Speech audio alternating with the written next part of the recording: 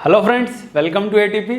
और आज on demand जिस तरीके से अपने जो सीरीज़ चालू हुई है सॉल्ट एनालिसिस और टाइप्स ऑफ रिएक्शन, जिसके अंदर हम ब्लॉक केमिस्ट्री की रिएक्शंस को भी कवर करेंगे। ठीक है, जैसा कि मैंने लास्ट लेक्चर में भी आपको बताया था कि सबसे पहले अपन टाइप्स ऑफ रिएक्शन पढ़ेंगे, फिर मैं उन सारी रिएक्शंस को ब्लॉक केमिस्ट्री और सॉल्ट एनालिसिस से रिलेट करना सिखा दूंगा आपको। ठीक है, तो आपको सॉल्ट एनालिसिस जो है वो बड़ा ही सिंपल लगेगा। तो उसी सीरीज़ में आज का अपना जो दूसरा लेक्चर है, आज हम पढ़ने जा रहे हैं आयन एक्सचेंज रिएक्शन। क्या पढ़ने जा रहे हैं बेटा? Ion exchange reaction. इसको डबल डिस्प्लेसमेंट रिएक्शन भी बोलते हैं। क्या बोलते हैं बेटा? डबल डिस्प्लेसमेंट रिएक्शन बोलते हैं। ठीक है, देखिए मैं टिक लिखूंगा तो टिक का मतलब होगा अपना क्या? सॉल्यूबल। और क्रॉस लिखूंगा तो क्रॉस का मतलब क्या होगा? इनसॉल्यूबल। पहले सॉल्यूबल और इनसॉल्यूबल का मतलब समझे। यहां पे हम वाटर के रिस्पेक्ट में बात करेंगे सॉल्यूबल और इनसॉल्यूबल की। सॉल्यूबल का मतलब है कि किसी कंपाउंड को आपने पानी में डाला। लास्ट टाइम पे मैंने सॉल्युबिलिटी के बारे में आपको बता दिया था, क्वेश्चंस भी कराए थे, और आशा करता हूं कि आपने वो सारे क्वेश्चंस अच्छे से तरीके से किए होंगे। ठीक है, तो आज का जो टॉपिक है वो आपको बड़ा ही मजे देने वाला है। देखें, समझना, सॉल्यूबल की अगर अपन बात करें तो सॉल्यूबल का मतलब क्या हो गया कि वो कंपाउंड पानी में जाके टूट जाएगा। मतलब उस कंपाउंड के जो आयन्स है वो एक साथ रहना नहीं चाहते हैं, उनको एक दूसरे से कोई मतलब नहीं है। ठीक है, इनसॉल्यूबल का मतलब क्या हो गया? पानी में डालने पर वो टूटेगा नहीं, एक साथ रहेगा। केटायन एक साथ, एनायन एक साथ जुड़े रहेंगे। मेरे ख्याल से बात समझ में आ गई होगी। जुड़े रहेंगे और टूट जाएगा। सॉल्यूबल मतलब टूट जाएगा और इनसॉल्यूबल मतलब जुड़े रहेंगे। कहने का मतलब यह है जो इनसॉल्यूबल कंपाउंड है उसके आयंस एक दूसरे को चाहते हैं। ठीक है ना, तो एक दूसरे को देखते ही जुड़ने की कोशिश करते हैं, आपस में साथ आने की कोशिश करते हैं और आ भी जाते हैं। ठीक है, और सॉल्यूबल कंपाउंड की अगर मैं बात करूं, किसकी बात करूं मैं? सॉल्यूबल कंपाउंड की बात करूं तो सॉल्यूबल कंपाउंड के आयंस को पानी में एक दूसरे से कोई मतलब नहीं है। तो उसी रेस्पेक्ट में आज हम आयन एक्सचेंज रिएक्शन पढ़ने जा रहे हैं, जो कि सॉल्ट एनालिसिस की बड़ी इंपॉर्टेंट रिएक्शन है, और साथ ही साथ एस ब्लॉक से रिलेटेड भी रिएक्शंस इसके अंदर आती है। देखिए, सबसे पहला टाइप लिया मैंने, देखिए सॉल्ट 1 की रिएक्शन जब मैं सॉल्ट 2 से कराऊंगा तो ऑब्वियस सी बात है हमारे पास क्या बनेंगे? दो नए सॉल्ट बनेंगे, सॉल्ट 3 प्लस सॉल्ट 4। ठीक है, इसी रिएक्शन के अराउंड हमारा आज का लेक्चर रहेगा। इसमें हम चेंज करते रहेंगे पॉसिबिलिटीज को। सबसे पहली पॉसिबिलिटी है टिक टिक टिक टिक। इसका मतलब क्या हो गया? दो सॉल्यूबल सॉल्ट आपस में रिएक्शन करके दो नए सॉल्यूबल सॉल्ट बना रहे हैं। इस टाइप की रिएक्शन को बोलते हैं नो रिएक्शन। कोई रिएक्शन नहीं हुई है। क्यों नहीं हुए? एग्जांपल से समझते हैं। देखो भाई, मैंने लिया NaCl water soluble, insoluble, soluble. Solubility कैसे चेक करेंगे? ट्रिक बताई थी मैंने। CBI वाले आज क्यों हो गए पागल? ठीक है ना, तो उसके अंदर सोडियम नहीं आता है और इस वजह से NaCl क्या हो गया? सॉल्यूबल। KNO3 ले लिया। KNO3 क्या होगा बेटा? Water soluble. All nitrates are water soluble. जब ये रिएक्शन करेंगे तो बनना क्या चाहिए? आयन एक्सचेंज करा लेना, तो बनना क्या चाहिए बेटा? NaNO3 और साथ में क्या बनेगा बेटा? KCl। क्या बन जाएगा? KCl। अब देखो, ये सॉल्यूबल है। सॉल्यूबल का मतलब पानी में आयंस कैसे? Na प्लस और Cl माइनस। मतलब Na प्लस Cl माइनस को नहीं चाहता है, K प्लस NO3 माइनस को नहीं चाहता है क्योंकि वाटर सॉल्यूबल है। जो नए कंपाउंड बने वो दोनों भी वाटर सॉल्यूबल है। इसका मतलब क्या हो गया? Na प्लस NO3 माइनस को नहीं चाहता, K प्लस Cl माइनस को नहीं चाहता। तो ओवरऑल क्या हो गया? कोई किसी को नहीं चाह रहा है। इसका मतलब कोई नया बॉन्ड नहीं बन रहा है, और कोई नया बॉन्ड नहीं बन रहा है इसका मतलब कोई रिएक्शन नहीं होगी। समझो बात को। Na प्लस ना तो Cl माइनस को चाहता है ना NO3 माइनस को चाहता है। इसका मतलब रिएक्शन में पड़ा हुआ है, सॉल्यूशन के अंदर पड़ा हुआ है, कोई रिएक्शन नहीं कर रहा है, चुपचाप खड़े खड़े देख रहा है। इसका मतलब क्या हो गया? ये कोई ऑब्जर्वेशन नहीं देगा, इस वजह से अपन इसको क्या बोलेंगे? No reaction. दो सॉल्यूबल सॉल्ट आपस में मिक्स होकर दो नए सॉल्यूबल सॉल्ट बनाते ही नहीं है, ये रिएक्शन हो ही नहीं सकती, क्योंकि Na+ मतलब एक सॉल्ट के कैटायन को ना तो अपने एनायन से मतलब है ना दूसरे के एनायन से मतलब है, दूसरे सॉल्ट के कैटायन को भी ना तो अपने एनायन से मतलब है ना दूसरे के एनायन से मतलब है। इसका मतलब कोई नया बॉन्ड नहीं बन रहा है। और जैसा कि आप जानते हैं रिएक्शन फॉरवर्ड डायरेक्शन में तभी जाती है जब कोई ना कोई नया बॉन्ड बनने वाला हो। समझ में आ गई बात? इसका मतलब ये रिएक्शन नहीं होगी। बहुत सिंपल है ना। नेक्स्ट देखिए, सेकंड रिएक्शन को समझने की कोशिश करते हैं। सेकंड रिएक्शन में मैंने लिखा टिक टिक क्रॉस टिक, या फिर चलिए पहले इसका एग्जांपल ले लेते हैं और चेक करते हैं ये रिएक्शन होगी नहीं होगी, ऑब्जर्वेशन आएगा नहीं आएगा। देखिए NaCl लिया बेटा और NaCl की रिएक्शन AgNO3 से कराई, ये भी वाटर सॉल्युबल है, ये भी वाटर सॉल्युबल है। जब दोनों रिएक्शन करेंगे तो पॉसिबल कंपाउंड क्या हुआ बेटा? AgCl हुआ और साथ में क्या हो गया? NaNO3 हो गया। NaNO3 वाटर सॉल्युबल है तो एक्वस लिख दिया मैंने, ठीक है। NaNO3 वाटर सॉल्युबल है तो एक्वस लिख दिया। AgCl इनसॉल्युबल है इसलिए एरो नीचे की तरफ बना दिया, क्योंकि आयनिक कंपाउंड इनसॉल्युबल जब भी होता है नीचे की तरफ बैठ जाता है, उसको क्या बोलते हैं अपन? PPT बोलते हैं। ये वाला वाटर सॉल्युबल, ये वाला वाटर सॉल्युबल। समझ में आई बात? ठीक, तो क्या हुआ कि अब आयंस की फॉर्म में लिखो, आयंस में Na+Cl- Ag+NO3-, AgCl इनसॉल्युबल है, इसका मतलब आयंस की फॉर्म में नहीं लिखेंगे तो सिंपली AgCl लिखेंगे, इधर लिखेंगे Na+ और NO3-। जो आयन रिएक्शन के पहले और रिएक्शन के बाद में सेम कंडीशन में पड़े हुए हैं उनको हम कैंसिल आउट कर देंगे, Na+NO3-, कैंसिल आउट हो गया। तो ओवरऑल क्या हुआ? आपको ऑब्जर्वेशन आ रहा होगा कि रिएक्शन हुई है। रिएक्शन किसके बीच में हुई है? Ag+ और Cl- आपस में मिलके क्या बन गया? AgCl बन गया। PPT आया, रिएक्शन होती हुई नजर आएगी, कोई ना कोई ऑब्जर्वेशन आएगा, और ऐसी रिएक्शन को बोलते हैं PPT formation reaction. PPT formation reaction. Basically बात क्या है? AgCl होता है इनसॉल्युबल, तो Ag+ जैसे ही Cl- को देखता है पानी में दौड़ा किसकी तरफ आ जाता है? Cl- की तरफ आ जाता है और बना देता है क्या बेटा? AgCl insoluble compound. और ऐसी रिएक्शन को क्या बोलते हैं? PPT formation reaction. इसी PPT फॉर्मेशन रिएक्शन में डबल प्रेसिपिटेशन भी पॉसिबल है। देखो समझो मेरी बात, अभी तो क्या हो रहा था कि एक का कैटायन दूसरे के एनायन को चाहता था, जरूरी नहीं है दूसरे का एनायन इसके कैटायन को चाहे, ऐसा जरूरी नहीं है, इसलिए एक ही PPT आ रहा था। अब जो एग्जांपल अपन ले रहे हैं, BaS लिया, बेरियम सल्फाइड की रिएक्शन, ZnSO4 को लिया, तो यहां पे क्या होगा?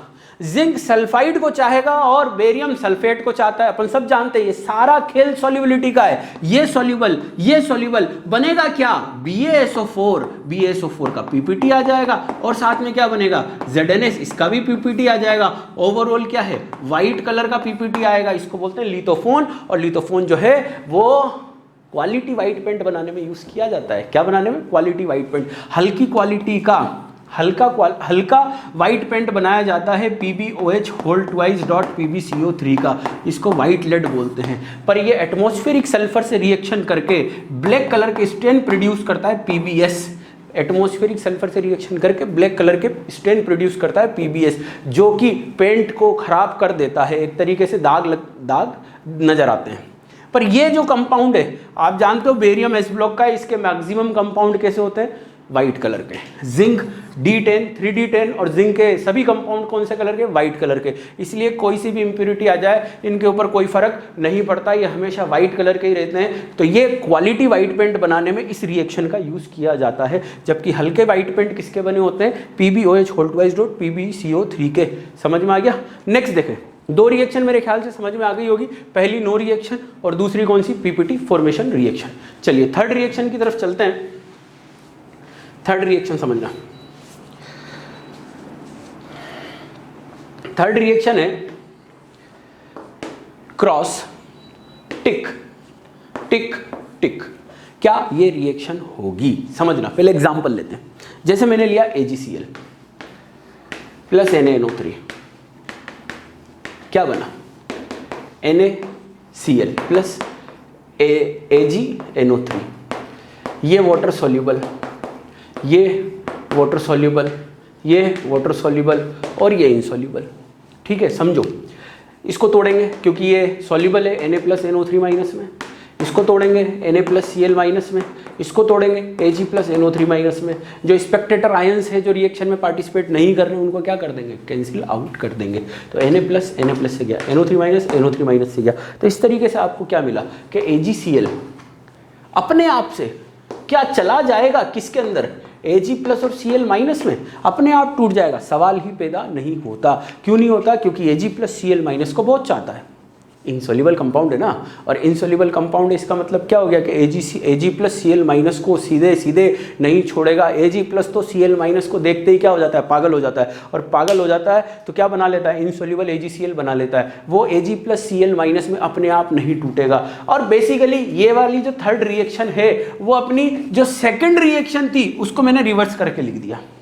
आप समझो, अगर सेकंड रिएक्शन हो रही है तो थर्ड रिएक्शन तो होना पॉसिबल है ही नहीं। अगर सेकंड रिएक्शन फॉरवर्ड डायरेक्शन में जा रही है तो थर्ड रिएक्शन फॉरवर्ड डायरेक्शन में जाएगी ही नहीं, क्योंकि वो उसकी उल्टी रिएक्शन लिख दी है अपन ने। बात समझ में आई? ये रिएक्शन तो कौन से डायरेक्शन में होती है, बैकवर्ड डायरेक्शन में। तो अगर मैं इसको फॉरवर्ड डायरेक्शन में लिखने की कोशिश करूंगा तो इस रिएक्शन को बोलेंगे नो रिएक्शन। ये रिएक्शन अपने आप नहीं होगी। क्यों नहीं होगी? क्योंकि अपने आप से कोई बॉन्ड टूटेगा ही नहीं। आपको माहौल बनाना पड़ेगा यहाँ पे बॉन्ड तोड़ने के लिए, आपको लालच देना पड़ेगा। अब वो लालच किस तरीके से हो सकता है, इस चीज को समझो। देखो भाई, लालच क्या है, बेसिकली आप Ag+ और Cl- को आपको अलग करना है। किसको अलग करना है? Ag+ और Cl- को अलग करना है। तो आप क्या करोगे, या तो Ag+ को लालच दे दो कुछ अच्छा खासा कि वो Cl- को छोड़ दे, या Cl- को अच्छा खासा लालच दे दो वो Ag+ को छोड़ दे, या फिर क्या करें, Cl- को Cl- रहने ही मत दो। तो जब Ag+ Cl- को देखेगा ही नहीं तो रिएक्शन होगी ही नहीं। तो अपन समझे बात को, मैंने क्या किया, AgCl को मुझे डिसॉल्व करना है। सिंपली ये रिएक्शन नहीं होगी। ये रिएक्शन कब होगी, जब आपको एक्सटर्नल रिएजेंट डालना पड़ेगा। अब एक्सटर्नल रिएजेंट समझना, या तो आप Ag+ के सामने Cl- को मत लाओ, या Cl- के सामने Ag+ को मत लाओ। Cl- जो है एनायन है, एनायन आता है नॉन मेटल से। किससे आता है? नॉन मेटल से। तो नॉन मेटल से जब एनायन आ रहा है तो हम नॉन मेटल को गैसियस फॉर्म में कन्वर्ट कर सकते हैं, बिल्कुल कर सकते हैं। कैसे करके, H+ डाल दो, HCl बन जाएगा। HCl क्या है, एसिड है, उड़ जाएगा। पॉसिबिलिटी बता रहा हूं। या फिर अपन क्या करें, Cl- के अंदर एक ऑक्सीडाइजिंग एजेंट डाल देते हैं। ऑक्सीडाइजिंग एजेंट डालोगे तो Cl- किस में चला जाएगा, Cl2 में चला जाएगा। अब Cl- Cl2 में कन्वर्ट हो गया तो Ag+ को क्या Cl- मिल पाएगा? नहीं मिलेगा। और जब नहीं मिलेगा तो रिएक्शन कौन से डायरेक्शन में चली जाएगी, फॉरवर्ड डायरेक्शन में चली जाएगी। AgCl टूट जाएगा। सॉल्ट डिकम्पोजिशन रिएक्शन की बात कर रहा हूं। ये कौन सी रिएक्शन है, सॉल्ट डिकम्पोजिशन रिएक्शन, या अपन बोल सकते हैं PPT dissolution reaction. PPT dissolution reaction अपने आप से कभी भी नहीं होती है। पीपीटी डिसोल्यूशन रिएक्शन अपने आप से कभी भी नहीं होती है। उसके लिए आपको एक्सटर्नल रिएजेंट डालना पड़ता है। एक्सटर्नल रिएजेंट मतलब एक्स्ट्रा लालच देना पड़ता है। समझना मेरी बात को। Cl- एक नॉन मेटल है अपनी मिनिमम ऑक्सीडेशन स्टेट में। अगर मैं इसकी ऑक्सीडेशन स्टेट चेंज कर दूं, अगर मैं इसको ऑक्सीडाइज कर दूं, Cl- को Cl- ना रहने दूं, तो Ag+ जो है वो Cl- को ढूंढ ही नहीं पाएगा, और ढूंढ नहीं पाएगा तो टूट जाएगा। बात समझ में आ गई? तो एक तरीका तो ये हो गया। दूसरा तरीका, वैसे तो Cl- क्या है, एनायन है स्ट्रॉन्ग एसिड का, जिसकी H+ टेंडेंसी क्या है, लेने की बहुत ही कम है। अगर Cl- की जगह वीक एसिड का एनायन होता, जैसे कार्बोनेट होता, कार्बोनेट वीक एसिड का एनायन है। वीक एसिड का एनायन स्ट्रॉन्ग बेस होता है, और स्ट्रॉन्ग बेस की H+ लेने की टेंडेंसी क्या होती है, बहुत ही ज्यादा होती है। अगर कार्बोनेट होता CaCO3 तो मैं H+ डालता, और कार्बोनेट H+ को देखते ही पागल हो जाता, और पागल होते ही बना देता क्या, H2CO3, और H2CO3 टूट के देता H2O + CO2, और CO2 गैस उड़ जाती, और CO2 गैस उड़ जाती तो रिएक्शन कौन से डायरेक्शन में आ जाती, फॉरवर्ड डायरेक्शन में आ जाती। तो ये वाला पॉइंट अभी अपन वापस समझेंगे, मेरी बात समझना। ये एनायन है, ये आता एसिड से है, तो हम इसको, आता कहां से, एसिड से आता है, ये है बेस, तो हम क्या करें, इसको H+ भी दे सकते हैं। H+ देके, अब देखो जैसे ही H+ देंगे Cl माइनस नहीं रहेगा, HCl बन जाएगा, समझ रहे हो। तो Cl माइनस HCl बन गया तो Ag प्लस को HCl मिलेगा नहीं, Cl माइनस मिलेगा नहीं, क्या दिखेगा उसको, तो HCl दिखेगा। पर Ag प्लस किसको चाहता है, Cl माइनस को चाहता है, HCl को नहीं चाहता है, किसको चाहता है, Cl माइनस को चाहता है। तो उस केस में यहाँ HCl बन जाता और रिएक्शन फॉरवर्ड डायरेक्शन में चली जाती। पर Cl माइनस क्या है बेटा, Cl माइनस क्या है, स्ट्रॉन्ग एसिड का एनायन वीक बेस है, तो वो इजीली H प्लस नहीं लेगा। पर इन जनरल समझने की कोशिश करें, मैंने क्या बोला, ये एनायन है, इसको आप Cl माइनस मत देखो, एनायन देखो। या तो एनायन को ऑक्सीडाइज कर दो या एनायन पे H प्लस चिपका दो, और H प्लस चिपकाते ही एनायन नहीं रहेगा, और एनायन नहीं रहेगा तो रिएक्शन फॉरवर्ड डायरेक्शन में चली जाएगी, AgCl टूट जाएगा, Ag प्लस को Cl माइनस नहीं मिलेगा। अब Ag प्लस की बात करते हैं। Ag प्लस कहाँ से आया, मेटल से आया है। Ag प्लस कहाँ से आया, मेटल से आया, तो उड़ना तो है नहीं, मेटल उड़ती है क्या, नहीं उड़ेगी। तो अपन क्या करें, Ag प्लस को या तो लिगेंड्स के चारों तरफ, Ag प्लस के चारों तरफ लिगेंड डाल दो, मतलब क्या कर दो, कॉम्प्लेक्स फॉर्मेशन करवा दो। और जैसे ही कॉम्प्लेक्स फॉर्मेशन करवाओगे, जैसे सपोज करो अमोनिया डाल दिया, किसके कौन सा डालना है वो मैं समझाऊंगा अभी, पर पहले ये समझो कि हम चेंज कैसे कर सकते हैं। कॉम्प्लेक्स बना दो, मैंने अमोनिया डाल दिया, अमोनिया जैसे ही मैंने डाला तो AgNH3 होल ट्वाइस प्लस बनेगा, AgNH3 होल ट्वाइस प्लस बना। इसका मतलब क्या हो गया, Ag प्लस अब सेंट्रल मेटल आयन हो गया, कोऑर्डिनेशन स्फीयर में आ गया, और कोऑर्डिनेशन स्फीयर में आ गया तो अपनी आइडेंटिटी को लूज कर दिया, और अपनी आइडेंटिटी को लूज कर दिया तो अब Cl माइनस, जैसे ही Cl माइनस पानी में Ag प्लस को ढूंढ रहा है, और Ag प्लस मिलेगा ही नहीं, क्योंकि Ag प्लस को छुपा लिया है किसने, NH3 ने छुपा लिया है। इस तरीके से ये वाली रिएक्शन कौन से डायरेक्शन में चली जाएगी, फॉरवर्ड डायरेक्शन में। तो Ag प्लस को आप फॉरवर्ड डायरेक्शन में ले जा सकते हो, किस तरीके से, कॉम्प्लेक्स फॉर्मेशन करके। ठीक है, दूसरा तरीका, Ag प्लस को लालच दो कि कहाँ Cl माइनस के चक्कर में पड़ रहा है, तेरे को और ज़्यादा देते हैं चाहने वाला। देखो सॉल्युबिलिटी समझना, सॉल्युबिलिटी लास्ट टर्म पे बताया था बेटा मैंने, लास्ट लेक्चर में देखना, AgCl और AgBr में सॉल्युबिलिटी किसकी ज़्यादा है, AgCl की। इसका मतलब क्या हो गया कि अगर टूटने की बारी आएगी तो पहले कौन टूटेगा, AgCl टूटेगा। तो इसका मतलब क्या हो गया कि Ag प्लस Cl माइनस और Br माइनस में से किसको ज़्यादा चाहता है, Br माइनस को ज़्यादा चाहता है, क्योंकि उसके टूटने के चांसेस कम है, बाद में टूटेगा। तो हमने क्या किया, AgCl पे क्या डाल दिया, Br माइनस डाल दिया, बस। तो Ag प्लस अब बावला हो चुका है। Ag प्लस जैसे ही देखेगा, अच्छा मैं जिसको ज़्यादा चाहता हूँ वो सामने आ गया, तो क्या करेगा, सोचो जल्दी बोलो, Cl माइनस को छोड़ देगा, वहाँ हो जाएगा ब्रेकअप। Cl माइनस को छोड़ेगा और पकड़ेगा किसको, Br माइनस को, और बना लेगा क्या, AgBr। क्या बना लेगा बेटा, AgBr। तो अब एक पीपीटी किस में चला गया, दूसरे पीपीटी में चला गया, और इसको बोलेंगे पीपीटी एक्सचेंज रिएक्शन। कौन सी रिएक्शन, पीपीटी एक्सचेंज रिएक्शन। तो अब कंक्लूड करता हूं मैं, वापस से समझना कि किसी भी सॉल्ट को डिसॉल्व करना है तो सॉल्ट के दो पार्ट है, एक केटायन है और दूसरा एनायन है। केटायन जो है वो मेटल से आता है, वो उड़ता नहीं है, तो हम क्या करते हैं, उसको एनायन से छुपा सकते हैं क्या बना के, कॉम्प्लेक्स बना के। समझ में आ गई बात। या फिर हम क्या कर सकते हैं, या फिर हम उसमें एक ऐसा एनायन डालें जो कि पुराने वाले एनायन को छोड़ दे। उसकी प्रेजेंस में, Br माइनस की प्रेजेंस में Ag प्लस ने किसको छोड़ दिया, Cl माइनस को। तो हम ऐसा एनायन डालेंगे जिसके सॉल्ट की सॉल्युबिलिटी इस वाले सॉल्ट के कंपैरिजन में क्या हो, कम हो। कम होने का मतलब कि जो मेटल आयन है वो नए वाले एनायन को ज्यादा चाहे, किसके कंपैरिजन में, पुराने वाले के कंपैरिजन में। तो नया जो मेटल आयन है वो पुराने एनायन से ब्रेकअप करके नए वाले एनायन के साथ में बॉन्ड बना लेगा।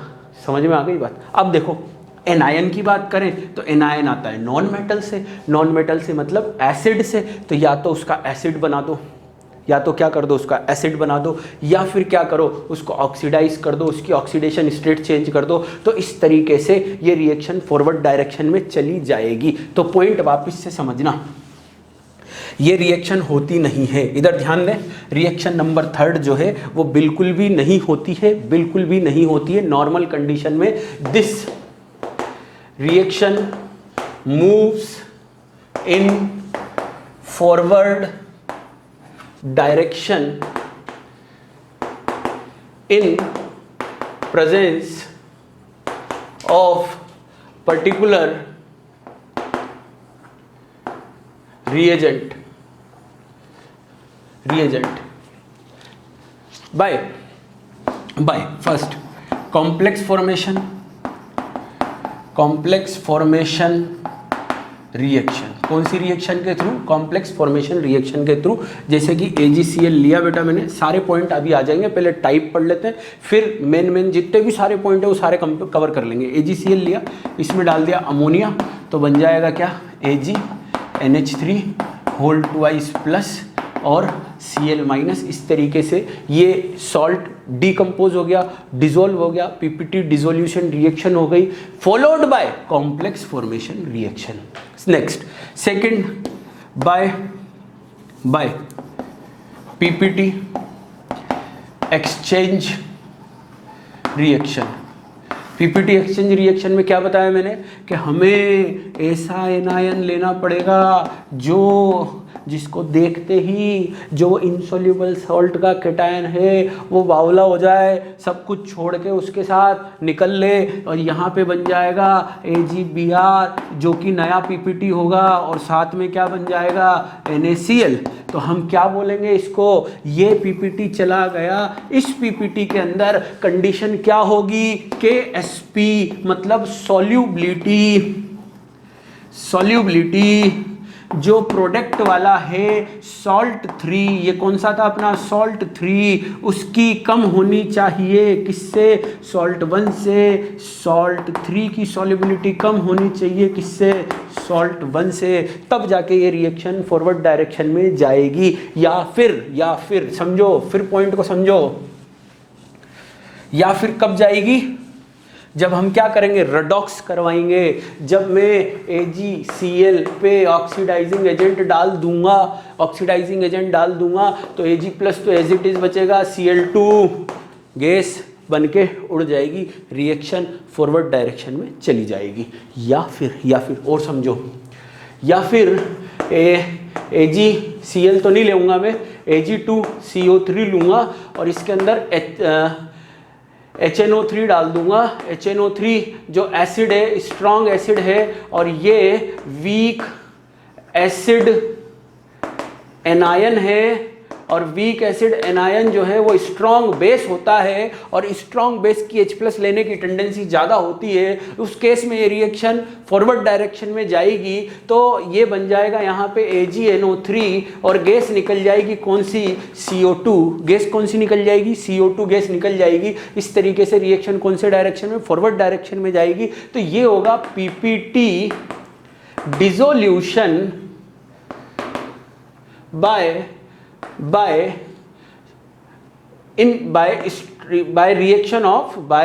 reaction of strong acid, और ये इस तरफ जो है PPT dissolution by complex formation. मेरे ख्याल से बात समझ में आ गई होगी। तो अभी तक मैंने कौन कौन सी रिएक्शन डिस्कस कर दी? देखो, एक मैंने PPT फॉर्मेशन रिएक्शन डिस्कस कर दी, एक मैंने PPT एक्सचेंज रिएक्शन डिस्कस कर दी, और PPT dissolution followed by complex formation और in presence of strong acid, ये डिस्कस कर दी। बात समझ में आ गई? एक एक एग्जांपल्स आएंगे, सारे एक एक एग्जांपल आएंगे। पहले टाइप डिस्कस कर लेते हैं। नेक्स्ट टाइप की अगर मैं बात करूं तो मेरे पास है वही salt 1 plus salt 2, salt 3 plus salt 4। दोनों इनसॉल्युबल सॉल्ट है। दोनों कैसे सॉल्ट है? इनसॉल्युबल सॉल्ट है।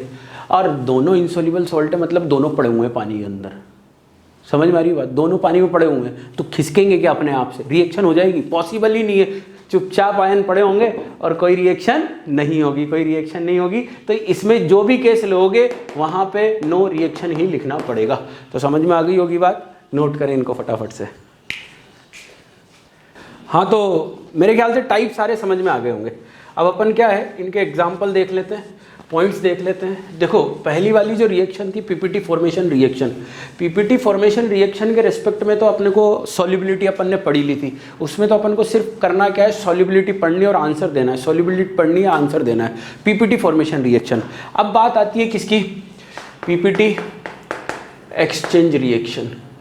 कौन सी रिएक्शन, पीपीटी एक्सचेंज रिएक्शन। तो पीपीटी एक्सचेंज रिएक्शन बहुत बड़ी एक इंपॉर्टेंट रिएक्शन अपने कोर्स में है, सोडा एक्सट्रैक्ट बनाने की रिएक्शन। सोडा एक्सट्रैक्ट क्या है, क्या होता है जब हम सॉल्ट एनालिसिस में एनायन की टेस्टिंग करते हैं तो एनायन जरूरी नहीं है हमेशा सॉल्युबल फॉर्म में हो, और अगर वो इनसॉल्युबल फॉर्म में होगा तो वो नाटक करेगा टेस्ट देने के।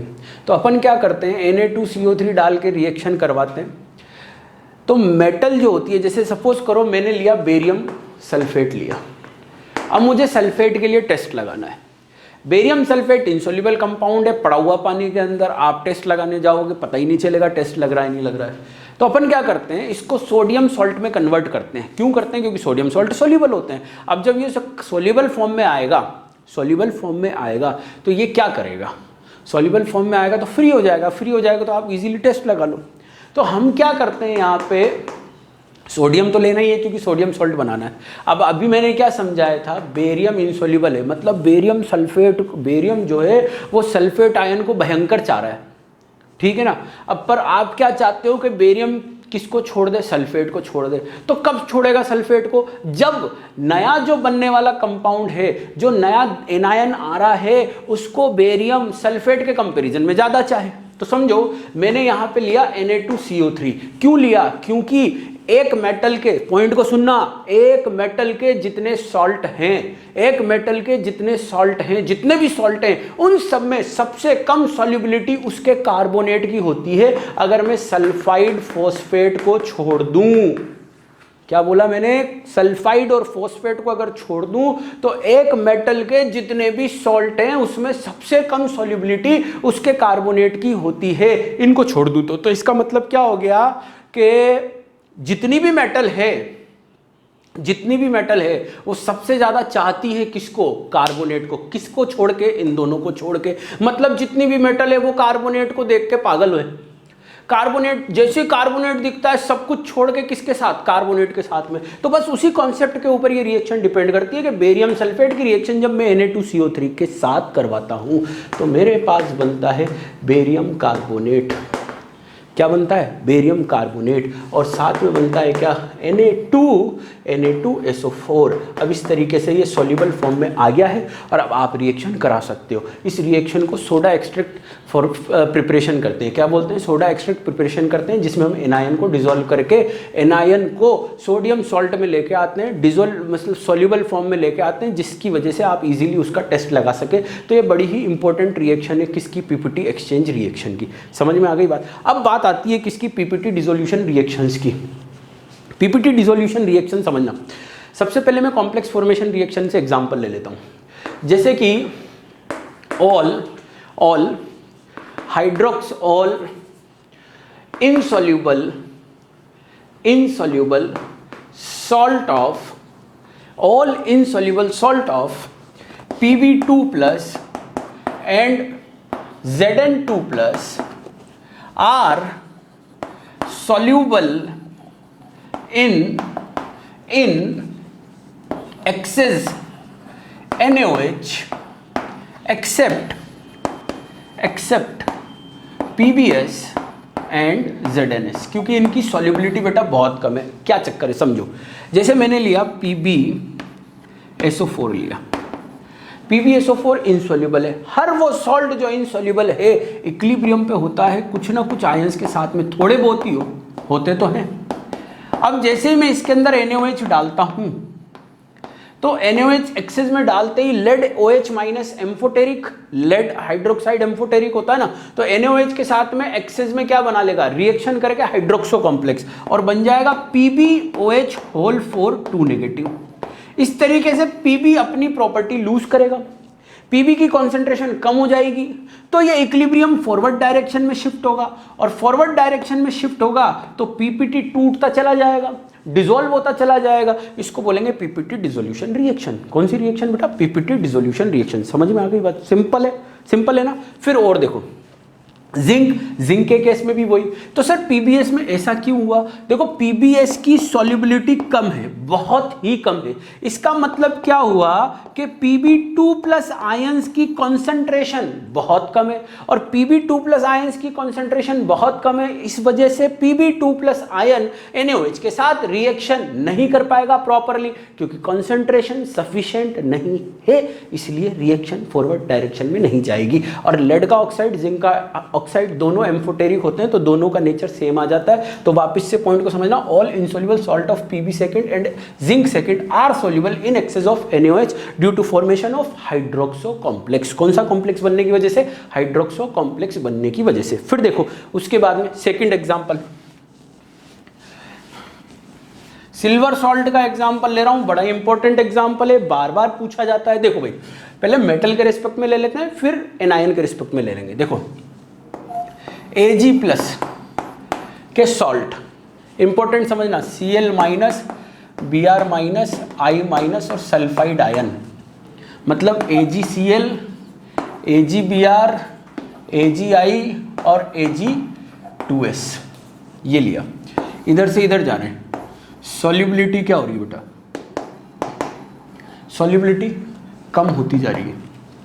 मोस्ट इनसॉल्युबल और हेवी मेटल हैलाइड में सॉल्युबिलिटी पोलराइजेशन से एक्सप्लेन करते हैं। AgI की सॉल्युबिलिटी क्या होगी? सबसे कम होगी इन तीनों के अंदर, और उससे भी कम सॉल्युबिलिटी किसकी? Ag2S की। जितनी कम सॉल्युबिलिटी होगी इक्विलिब्रियम पे आयंस की कॉन्सेंट्रेशन उतनी ही कम होगी, मतलब उसके रिएक्शन करने के चांसेस उतने ही कम होंगे। इसका मतलब क्या हो गया कि वो मेटल आयन उस एनायन को उतना ज्यादा चाहेगा, मतलब Ag प्लस सबसे ज्यादा किसको चाहेगा? सल्फाइड को चाहेगा। तो जब तुम्हें इनको अलग करना है तो बहुत जबरदस्त रिएजेंट लाना पड़ेगा, बहुत ज्यादा लालच देना पड़ेगा, तब जाके ये डिसॉल्व होगा, रिएक्शन हो पाएगी। मतलब समझो वाटर के अंदर सबके सब इनसॉल्युबल है वाटर के अंदर। जब मैं कोल्ड NH3 लेता हूं तो मैं कह रहा हूं कि एक ही सॉल्युबल होगा, तो सोचो वो कौन होगा? जिसकी सॉल्युबिलिटी सबसे ज्यादा होगी। तो वो कौन है? AgCl है। AgCl सॉल्युबल होता है, बाकी सब इनसॉल्युबल होते हैं। समझ में आ रही है बात? फिर देखो हॉट NH3 लिया तो एक और सॉल्युबल होगा, वो कौन? AgBr होगा। AgCl तो जब कोल्ड में सॉल्युबल है तो हॉट में तो होगा ही होगा, और ये दोनों इनसॉल्युबल होंगे। फिर देखो H2O3 2 नेगेटिव, जिसको हाइपो बोलते हैं, हाइपो लिया तो हाइपो के अंदर सब सॉल्युबल होंगे, किसको छोड़ के? Ag2S को छोड़ के। Ag2S बड़ा ही सख्त है। Ag2S क्या है? बड़ा ही सख्त है, अच्छे लिगेंड के सामने हिलता नहीं है, कुछ नहीं होता उसको, कभी परेशान नहीं होता। Ag प्लस देखता ही नहीं है कौन आ रहा है कौन नहीं आ रहा है, सल्फाइड के साथ चुपचाप पड़ा हुआ है। पर जैसे ही साइनाइड आया लड़का पिघल गया। Ag plus cyanide strongest ligand है, स्ट्रॉन्ग फील्ड लिगेंड है। तो Ag प्लस डी ब्लॉक का मेटल आयन है, जबरदस्त कॉम्प्लेक्स बनेगा, और कॉम्प्लेक्स बनेगा इस वजह से सबके सब क्या हो जाएंगे? सॉल्युबल हो जाएंगे। समझ में आई बात? बहुत इंपॉर्टेंट टेबल है। देखो इसको मैं फिर से एक्सप्लेन कर देता हूं कि जो Ag प्लस के कॉम्प्लेक्स बने हैं, AgH2O होल ट्वाइस प्लस, फिर AgNH3 होल ट्वाइस प्लस, फिर लिया मैंने AgS2O3 होल ट्वाइस 3 माइनस, जहाँ पे होता है चिलेशन। क्या होता है बेटा? Chelation, ring formation. और एक और लिया मैंने AgCN होल ट्वाइस नेगेटिव, इसमें सबसे स्टेबल कॉम्प्लेक्स है ये वाला। तो Ag प्लस सबसे अच्छे से बॉन्ड बना रहा है किसके साथ? साइनाइड के साथ। इसलिए जितने भी सिल्वर के सॉल्ट है सब साइनाइड में सॉल्युबल है, सिल्वर के जितने भी सॉल्ट है सब हाइपो में सॉल्युबल है, किसको छोड़ के? Ag2S को छोड़ के। सिल्वर के जितने भी सॉल्ट है अमोनिया में सॉल्युबल है, किसको छोड़ के? AgI Ag2S को छोड़ के। समझ में आ गई बात? तो क्यों? क्योंकि स्टेबिलिटी ऑफ कॉम्प्लेक्स की बाट करें तो सबसे ज्यादा स्टेबिलिटी साइनाइड कॉम्प्लेक्स की। उसके बाद हम चिलेशन देखते हैं, इसलिए इसकी यहाँ पे चिलेशन होता है। उसके बाद नंबर आएगा मोनोडेंटेड अमोनिया, और सबसे कम कौन सा? वाटर वाला। तो मेरे ख्याल से सिल्वर वाला पॉइंट भी सबको समझ में आ गया होगा। अब चलते हैं एनायंस की तरफ से। लेड हो गया, जिंक हो गया, सिल्वर हो गया, ठीक है। चलिए देखें, ये था अपना किसके बेसिस पे? कॉम्प्लेक्स फॉर्मेशन के बेसिस पे डिसोल्यूशन की बात कर रहे थे। किसके बेसिस पे? कॉम्प्लेक्स फॉर्मेशन के रेस्पेक्ट में। अब हम बात करेंगे एसिड के रेस्पेक्ट में। सबसे पहले मैंने लिया sulphate, SO4 2 negative. SO4 2 negative अच्छे से समझना, पॉइंट सारे लिखते चलना भाई, ठीक है। देखो सल्फेट जो है वो है स्ट्रॉन्ग एसिड एनायन, मतलब क्या है, ये है वीक बेस। क्या है? Weak base. मैंने क्या बोला? सल्फेट स्ट्रॉन्ग एसिड एनायन है, वीक बेस है। वीक बेस है तो H प्लस एक्सेप्टेंस काफी लो है, बहुत ही कम है। ठीक है, तो हम क्या पढ़ेंगे इसको समझना, all sulphates are insoluble in dilute HCl, HNO3, dilute HNO3, dilute H2SO4, इन सब में क्या होता है? ये सोल्यूबल इनसोल्यूबल होता है, कोई रिएक्शन नहीं करता। जैसे मैंने लिखा ऑल इनसोल्यूबल की बात कर रहे हैं, किसकी बात कर रहे हैं? क्योंकि पीपीटी डिसोल्यूशन रिएक्शन के रिस्पेक्ट में बात कर रहे हैं। मैंने लिया बेरियम सल्फेट। बेरियम सल्फेट की रिएक्शन स्ट्रॉन्ग एसिड H2SO4 जो अच्छों को H प्लस चिपका देता है, उसके साथ में भी रिएक्शन नहीं करेगा। क्यों नहीं करेगा? अभी समझाता हूं। पर अगर मैं बेरियम सल्फेट में कॉन्सेंट्रेटेड H2SO4 ले लूं, कॉन्सेंट्रेटेड HCl ले लूं, कॉन्सेंट्रेटेड HNO3 ले लूं, तो रिएक्शन हो जाएगी और रिएक्शन होके बना लेगा बेरियम बाइसल्फेट। और जितने भी बाइसल्फेट है वो सब के सब क्या होते हैं? वाटर सोल्यूबल होते हैं। वो सब के सब क्या होते हैं? वाटर सोल्यूबल होते हैं। तो ढंग से समझो रिएक्शन कैसे हुई। डाइल्यूट, डाइल्यूट का मतलब पानी बहुत सारा है भाई, ठीक है। और कॉन्सेंट्रेट का मतलब क्या है? पानी बहुत कम है। H2SO4 तो स्ट्रॉन्ग एसिड है, वो तो H प्लस देगा ही देगा, H प्लस देगा, H2SO4 H प्लस देगा। कौन लेगा? या तो सल्फेट लेगा या H2O लेगा। सल्फेट स्ट्रॉन्ग एसिड का एनायन है, वीक बेस है, तो उसकी H प्लस लेने की टेंडेंसी बहुत कम है। और जब पानी बहुत सारा है तो जो H2SO4 H प्लस देगा वो कौन लेगा? H2O लेगा। और जैसे ही H2O लेगा मतलब कोई रिएक्शन नहीं हुई, कोई रिएक्शन नहीं हुई, क्योंकि डाइल्यूट H2SO4 में H2O तो पहले ही H प्लस दे रखा है। समझ में आ रही है बात? तो ये कोई रिएक्शन नहीं हुई। अब इस चीज को समझो, कॉन्सेंट्रेट H2SO4, H2O कम है, H2SO4 तो H2O H प्लस देगा ही देगा, क्योंकि वो तो एसिड है, वो तो दे मानेगा, वो नहीं रुकने वाला है, वो तो देगा H प्लस। तो वो H प्लस कौन लेगा? SO4 2 माइनस को मजबूरी में लेना पड़ेगा, क्योंकि कॉन्सेंट्रेट H2SO4 स्ट्रॉन्ग एसिड है, H प्लस देगा ही देगा। पानी की अमाउंट कम है तो कम H प्लस लेंगे, पर H2SO4 तो H प्लस देगा ही देगा। इस वजह से वीक एसिड के एनायन को जबरदस्ती H प्लस लेना पड़ेगा, और H प्लस जैसे ही लेगा तो सबसे पहले बनेगा HSO4 नेगेटिव, और जितने भी बाइसल्फेट है वो सब के सब क्या है? वाटर सोल्यूबल है। तो मेरे ख्याल से बात समझ में आ गई होगी, बात समझ में आ गई होगी कि all insoluble sulphate are insoluble in dilute HCl, dilute HNO3, dilute H2SO4, but soluble in concentrated H2SO4 HCl HNO3, क्योंकि ये भयंकर स्ट्रॉन्ग एसिड H प्लस देंगे ही देंगे, तो मजबूरी में H प्लस लेना पड़ेगा, ऐसे H प्लस नहीं लेगा। और आ जाओ और समझो, सल्फेट के बाद में आता है अपने पास में कार्बोनेट। कार्बोनेट लेते हैं भाई, कार्बोनेट तो बहुत जबरदस्त है। कार्बोनेट लिया तो कार्बोनेट के रिस्पेक्ट में समझो, कार्बोनेट है weak acid anion. Weak acid anion मतलब ये क्या है? Strong base. क्या है? Strong base. स्ट्रॉन्ग बेस की H प्लस एक्सेप्टेंस बहुत ही ज़्यादा, बहुत ही ज़्यादा। मतलब ये मान लो कि कार्बोनेट H प्लस लेने के लिए तड़पता ही रहता है, जिंदगी भर तड़पता रहता है। और जैसे ही मतलब वो प्यासे कौआ, एक थर्स्टी क्रो वाली कहानी थी ना, जिसमें वो पानी की तलाश में इधर उधर भटकता रहता है, तो ये मान लो कार्बोनेट भी H प्लस की तलाश में, H प्लस के इंतजार में ज़िंदगी निकाल देता है। पर जिस दिन उसको H प्लस मिल जाता है वो बना लेता है क्या? H2CO3, और ये टूट के देता है H2O प्लस CO2, और CO2 क्या है? गैस है, उड़ जाएगी, और उड़ जाएगी तो पूरी की पूरी रिएक्शन फॉरवर्ड डायरेक्शन में। तो वो जितने भी एसिड जिनकी एसिडिक स्ट्रेंथ H2CO3 से ज़्यादा है, उन सब में कार्बोनेट डिसॉल्व होते हैं। All carbonates are soluble in dilute HCl, dilute HNO3। अरे कॉन्सेंट्रेट में तो होंगे, मैं तो डाइल्यूट की बात कर रहा हूँ, और साथ में डाइल्यूट H2SO4। पता है आपको, ये तो स्ट्रॉन्ग है। जनरली वीक एसिड एक एसिटिक एसिड होता है ना, वीक एसिड होता है, पर उसकी स्ट्रेंथ H2CO3 से ज़्यादा होती है।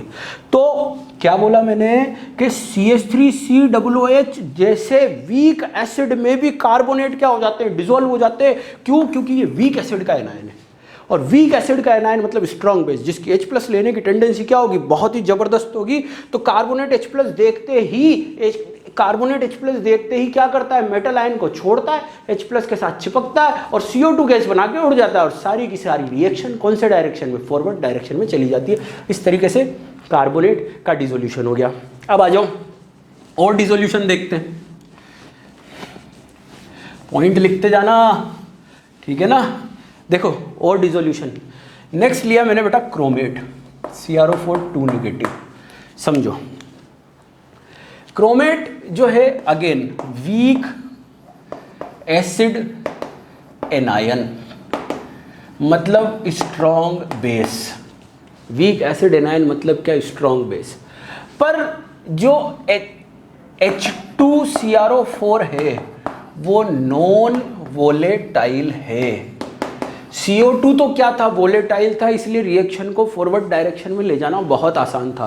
पर H2CrO4 क्या है बेटा, नॉन वोलेटाइल है, और नॉन वोलेटाइल है तो ये उड़ने में नाटक करेगा, उड़ेगा ही नहीं, तो रिएक्शन फॉरवर्ड डायरेक्शन में जाने में दिक्कत करेगी।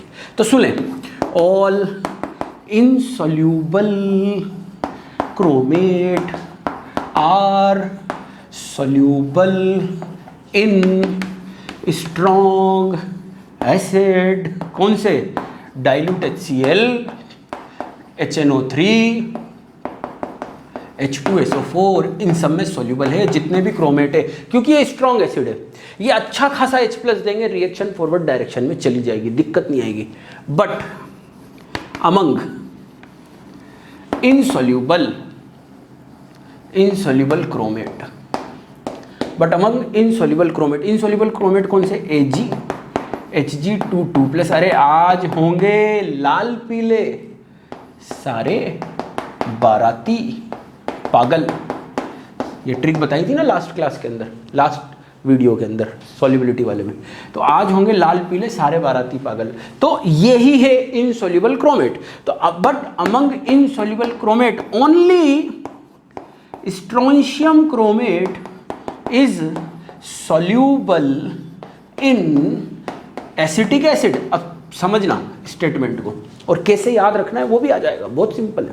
देखो मैंने क्या बोला, ये नॉन वोलेटाइल है, ये H+ तो लेना चाहता है, पर रिएक्शन को फॉरवर्ड डायरेक्शन में ले जाने में नाटक करता है, क्योंकि ये नॉन वोलेटाइल है। पर स्ट्रॉन्ग एसिड के सामने इसकी चलती नहीं है, ये क्या करता है, उनसे तो H+ ले लेता है और रिएक्शन को फॉरवर्ड डायरेक्शन में ले जाता है। पर जैसे ही एसिटिक एसिड की बात आती है तो ये भी अपने आप में एक वीक एसिड है, ये भी मजबूरी वाला है, ये भी मजबूरी वाला है। समझ में आ रही है बात। तो जब इसको H+ लेने की बात आती है तो ये एसिटिक एसिड से सारे के सारे H+ नहीं लेंगे। क्या बोला मैंने, सारे के सारे H+ नहीं लेंगे। याद इस तरीके से करें इसको कि जितने भी इनसॉल्यूबल है उनमें से जो सबसे ज़्यादा सॉल्यूबल होगा वो ही एसिटिक एसिड में सॉल्यूबल होगा। जब नॉन वोलेटाइल एसिड बन रहा हो, नॉन वोलेटाइल वीक एसिड बन रहा हो, तो जिसकी सॉल्युबिलिटी सबसे ज़्यादा है एकमात्र वो ही एसिटिक एसिड में सॉल्यूबल होगा। सर हमें कैसे पता चलेगा किसकी सॉल्युबिलिटी सबसे ज़्यादा है? तो हम क्या करेंगे, डी ब्लॉक वाले को एक तरफ कर देंगे, पी ब्लॉक वाले को एक तरफ कर देंगे, बचेगा कौन सा, एसआर और बीए। एसआर और बीए। अब याद करो लास्ट लेक्चर में पढ़ाया था मैंने कि जनरली ऊपर से नीचे जाने पर सॉल्युबिलिटी कम होती है, तो बेरियम की सॉल्युबिलिटी कम है, स्ट्रोंशियम की सॉल्युबिलिटी ज़्यादा है। तो इन सब में सबसे ज़्यादा सॉल्यूबल कौन सा आया, स्ट्रोंशियम वाला। वापस से बोल, देखो ये डी ब्लॉक और पी ब्लॉक वाले, इनमें कोवेलेंट कैरेक्टर ज़्यादा होते हैं तो इनकी सॉल्युबिलिटी कम होती है। तो बचा कौन सा, एस ब्लॉक वाला। एस ब्लॉक वाले में सबसे कैसे सॉल्युबिलिटी चेक करेंगे, क्रोमेट की सॉल्युबिलिटी सेकेंड है में ऊपर से नीचे जाने पर बढ़ती है, तो स्ट्रोंशियम क्रोमेट सबसे कम होती है, क्रोमेट की सॉल्युबिलिटी कम होती है, तो स्ट्रोंशियम क्रोमेट जो है इन सब में सबसे ज़्यादा सॉल्युबल है। तो जब एसिटिक एसिड में पूछा जाएगा तो जितने भी इनसॉल्युबल है उनमें सबसे ज़्यादा जो सॉल्युबल होगा सबसे ज़्यादा सॉल्युबल है वही एसिटिक एसिड में सॉल्युबल होगा, और वो कौन है? स्ट्रोंशियम क्रोमेट है। कौन है? स्ट्रोंशियम क्रोमेट है। मेरे ख्याल से बात समझ में आ गई होगी। फिर से वापस से पॉइंट को समझना, क्रोमेट वीक एसिड का एनायन है, स्ट्रॉन्ग बेस है, पर नॉन वोलेटाइल है। नॉन वोलेटाइल है तो रिएक्शन के फॉरवर्ड डायरेक्शन में जाने में दिक्कत है। आप समझते हो, अगर वोलेटाइल होता है तो वोलेटाइल प्रोडक्ट उड़ जाता है और रिएक्शन अपने आप फॉरवर्ड डायरेक्शन में चली जाती है। ये क्या है? नॉन वोलेटाइल है। नॉन वोलेटाइल है तो रिएक्शन के फॉरवर्ड डायरेक्शन में जाने में दिक्कत आएगी। तो पर क्या हुआ? HCl है, HNO3, H2SO4, ये जो स्ट्रॉन्ग एसिड है ना उसके सामने इसकी नहीं चलेगी, अपने आप फॉरवर्ड डायरेक्शन में जाना पड़ेगा।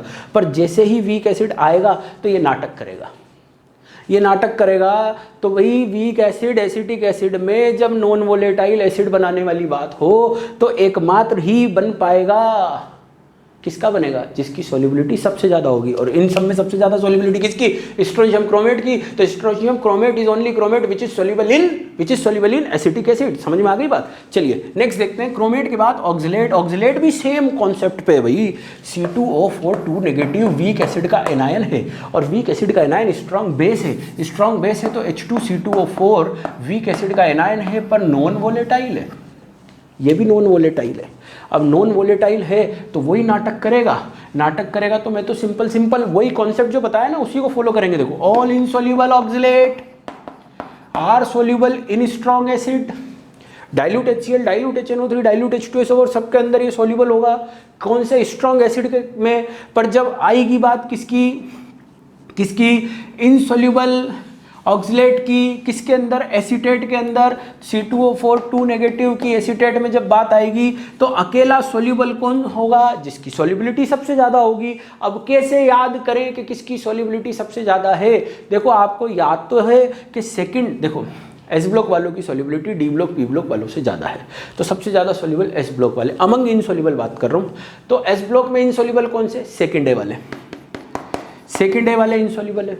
सेकंड ए में किस की सॉल्युबिलिटी ऊपर से नीचे जाने पर बढ़ती है? फ्लोराइड, ऑक्साइड, हाइड्रोक्साइड और ऑक्सिलेट, इनकी सॉल्युबिलिटी ऊपर से नीचे जाने पर बढ़ती है। तो सबसे ज्यादा ऑक्सिलेट में कौन सा सॉल्युबल हो गया? बेरियम ऑक्सिलेट हो गया। अब आपका डाउट आएगा, सर बेरिलियम ऑक्सिलेट होता है? बिल्कुल होता है, पर कोर्स में ही नहीं है। बेरिलियम ऑक्सिलेट अपने आप में सॉल्युबल होता है। मैंने क्या बोला? Among insoluble oxalate only barium oxalate is soluble in acetic acid, क्योंकि इसकी सॉल्युबिलिटी सबसे ज्यादा है। समझ में आ गई बात? क्लियर? पक्का? अब देखो लास्ट और इम्पोर्टेंट, एकदम इम्पोर्टेंट, देखो सल्फाइड। बहुत ज़बरदस्त केस है किसका? सल्फाइड का। और आप पेपर उठा के देखना, ये सल्फाइड जो है वो जनरली पूछा जाता है। तो देखें सल्फाइड की बात कर रहे हैं। सल्फाइड के डिसोल्यूशन की जब अपन बात करेंगे ना, समझना sulphide again weak acid anion.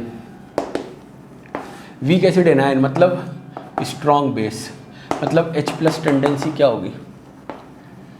ज़्यादा होगी। H+ टेंडेंसी क्या होगी? ज़्यादा होगी। ठीक है, तो इजीली H+ ले लेगा। क्या करेगा ये? इजीली H+ ले लेगा। पर क्या होता है कि जो सल्फाइड सॉल्ट होते हैं ना,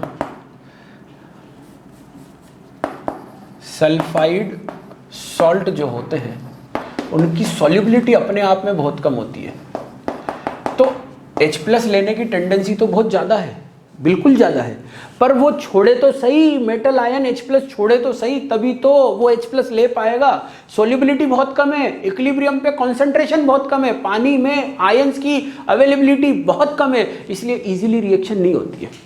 तो डिसोल्यूशन अपन क्या करते हैं? एक तो HNO3 में देखते हैं, एक HCl में देखते हैं और एक एसिटिक एसिड में देखते हैं।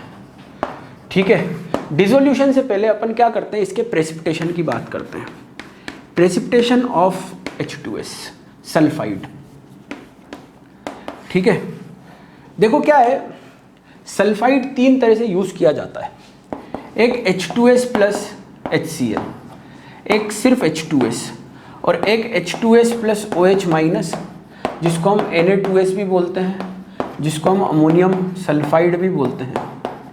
ठीक है ना, ये 3 तरीके से H2S प्रेसिपिटेशन में यूज किया जाता है। ये बहुत इंपॉर्टेंट है, अच्छे से समझना बात को।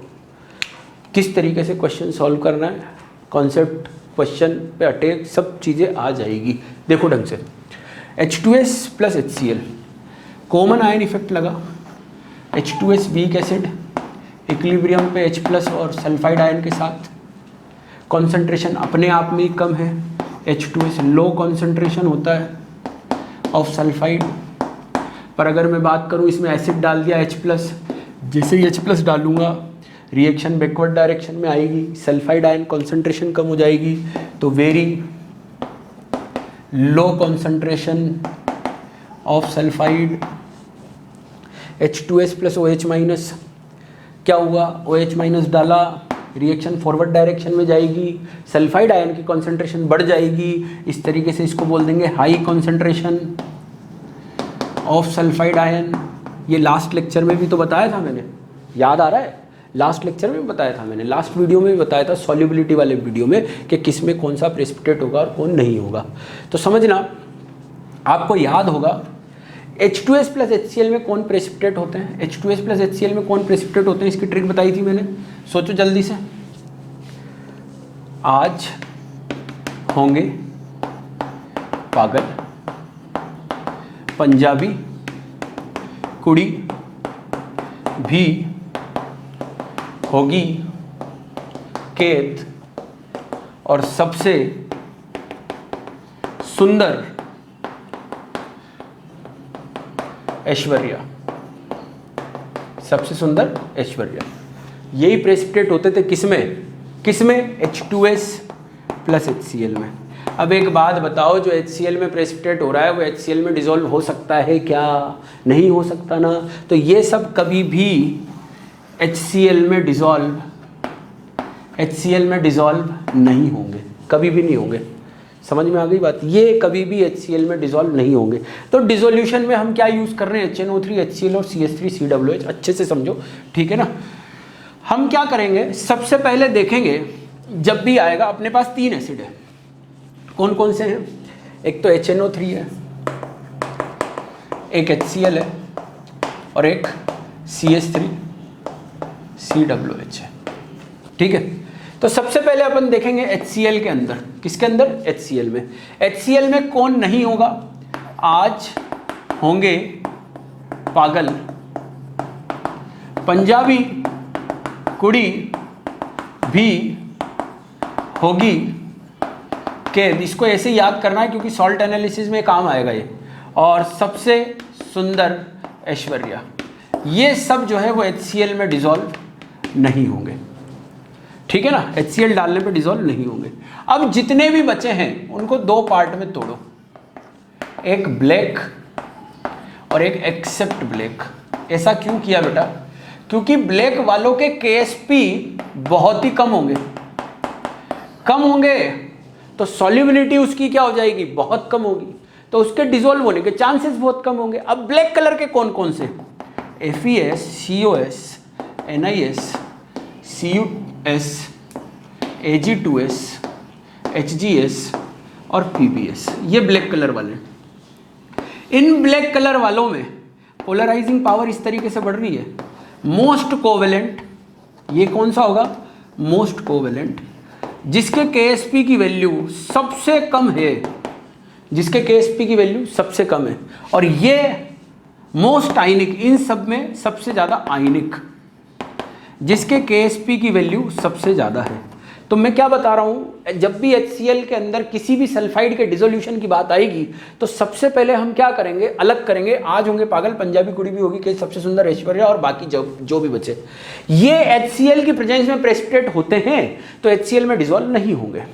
जो बचे हैं उनको 2 पार्ट में तोड़ा, ब्लैक एक्सेप्ट ब्लैक क्योंकि उनके KSP की वैल्यू कम है, उनमें भी सबसे ज़्यादा KSP किसका है, FeS का है, तो इसको 2 पार्ट में फिर तोड़ दिया मैंने, एक FeS और एक एक्सेप्ट FeS, ठीक है। तो ये वाले और एक्सेप्ट ब्लैक, ये दोनों HCl के अंदर सॉल्युबल होंगे, ये दोनों HCl के अंदर सॉल्युबल होंगे। देखने का तरीका समझ में आ गया, HCl के अंदर ये डिसॉल्व नहीं होंगे। ब्लैक कलर वालों में सिर्फ FeS ही है, only black colour sulphide which is soluble in HCl is FeS, और जो बचे कौन कौन से बचते हैं मैं सिंपली बता देता हूं, एक तो ZnS और एक कौन सा MnS, ये दो बचते हैं। ये दो ही सॉल्युबल होंगे किसके अंदर, किसके अंदर, HCl के अंदर। तो टोटल HCl में सॉल्युबल होने वाले 3 हो गए, ZnS, MnS और कौन सा, FeS। ये कंक्लूजन आ गया। ठीक, अब देखो इनमें भी ये समझो कि सबसे ज्यादा सॉल्युबल कौन होता है, MnS होता है। इनमें भी सबसे ज्यादा सॉल्युबल कौन होता है, MnS होता है। तो MnS is only MnS is soluble in acetic acid. क्या बताया था मैंने, जो नाटक कर रहे हैं डिसॉल्व होने में, उनमें सबसे ज्यादा सॉल्युबल जो होता है अकेला वही एसिटिक एसिड में सॉल्युबल होता है। जैसे स्ट्रोंशियम क्रोमेट हो गया, जैसे बेरियम ऑक्सलेट हो गया, वैसे ही MnS is only insoluble sulphide which is soluble in acetic acid. ठीक है ना। ZnS, FeS और MnS ये मैंने समझा दिया किस तरीके से याद रखना है। Only ZnS, MnS, FeS are soluble in HCl। Only black colour sulphide which is soluble in HCl is FeS। ठीक, अब बात आती है HNO3। अब HNO3 वैसे अगर एसिडिक स्ट्रेंथ देखें ना बेटा, तो HNO3 की कम है HCl से, पर यहाँ पे क्या होता है, HNO3 जो है वो अच्छा रिएजेंट है क्योंकि वो सल्फाइड को सल्फर में कन्वर्ट करता है, रिएक्शन को पीछे ही नहीं आने देता है, रेडॉक्स करवा देता है। जबकि HCl जो है वो सल्फाइड को H2S में कन्वर्ट करता है, रिएक्शन पीछे आ सकती है। तो सल्फाइड के डिसोल्यूशन के लिए सबसे बढ़िया रिएजेंट इन तीनों में कौन सा होगा, HNO3 होगा, क्योंकि ये एसिड तो है साथ में ऑक्सीडाइजिंग एजेंट है। ये सिर्फ स्ट्रॉन्ग एसिड है और ये क्या है, वीक एसिड है। समझ में आ गई बात। तो HNO3 में सब सॉल्युबल होते हैं, HNO3 में सब सॉल्युबल होते हैं accept HGS। HGS is only sulfide, insoluble sulfide, only insoluble sulfide which is insoluble in HNO3। Hot and dilute HNO3 में अकेला HGS ही सॉल्युबल नहीं है, बाकी सबके सब सॉल्युबल है। क्योंकि HGS अभी मैंने समझाया था कि HGS का KSP सबसे कम है। जितने भी इनसॉल्युबल सल्फाइड है उनमें सबसे कम KSP किसका है, HGS का है। तो अकेला HGS ऐसा इनसॉल्युबल सल्फाइड है जो HNO3 में सॉल्युबल नहीं है। तो ये कंक्लूड हो गया, समझ में आ गया। अब HGS सिर्फ किस में सॉल्युबल होता है, ओनली इन एक्वा रेजिया। जब सब धोखा दे देते हैं तब जरूरत पड़ती है किसकी, एक्वा रेजिया की। समझ में आ गया।